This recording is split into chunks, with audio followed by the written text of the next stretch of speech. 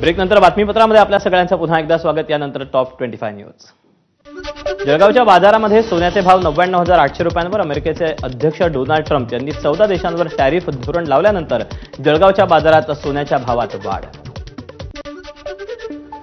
अलिबागमध्ये परप्रांतीय दुकानदारांना मराठी माणसाला चेतावणी देणारा स्टेटस ठेवल्यानं मनसे आक्रमक। मनसे कार्यकर्त्यांनी थेट परप्रांतीयाच्या दुकानात मारली धडक। मनसैनिकांनी जाब विचारल्यावर दुकानदाराची माफी।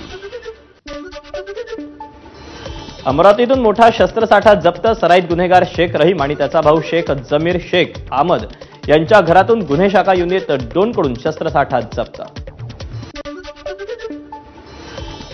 केरळमध्ये खाणीत मोठा दगड कोसळून एका कामगाराचा मृत्यू, दुसऱ्या कामगाराचा शोध सुरू।